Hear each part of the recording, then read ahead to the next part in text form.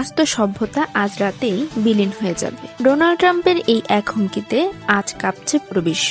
President কি তবে উন্মাদ হয়ে গেছেন? হোয়াইট হাউসের অন্দরে এখন গৃহযুদ্ধ।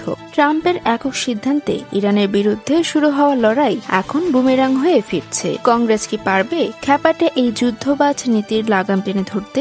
ডেমোক্র্যাট নেতা চাক শুমারের কঠোর ঘোষণা, আগামী সপ্তাহে প্রেসিডেন্টের যুদ্ধ করার ক্ষমতা কেড়ে নেওয়া হবে। সাংবিধানিক কর্তৃত্ব ফিরে পেতে মরিয়া মার্কিন আইন প্রণেতারা। এদিকে তেলের দাম আকাশচুম্বী, সাধারণ মানুষের নাবিশ্বাস। হোয়াইট হাউস নির্লজ্জভাবে বলছে ট্রাম্পের যা খুশি করার অধিকার আছে, কিন্তু গণতন্ত্রের নামে এই স্বৈরাচারী সিদ্ধান্ত খাদের কিনারায় দাঁড় করিয়েছে যুক্তরাষ্ট্রকে। আসল টুইস্টটা কি জানেন? এই যুদ্ধ ইরানকে নয়, বরং শক্তিশালী করছে রাশিয়া আর চীনকে। ন্যাটো মিত্ররা এখন আর ওয়াশিংটনকে বিশ্বাস করতে পারছে না। পাকিস্তানের মধ্যস্থতায় হওয়া 2 সপ্তাহের বিরতি ট্রাম্পের ইমেজে বড় এক ধাক্কা। বিজয় তো দূরের কথা, ট্রাম্পের হুঙ্কার এখন বিশ্বের কাছে সেলফ অ্যাপ্রোহসন। ইরান ধ্বংস হয়নি, উল্টো তারা বুঝিয়ে দিয়েছে বিশ্বের জ্বালানির চাবিকাঠি এখনো তাদের হাতেই। আপনার পকেটের টাকা আর পৃথিবীর শান্তি সবই এখন একজন মানুষের খামখেয়ালির উপর নির্ভর করছে।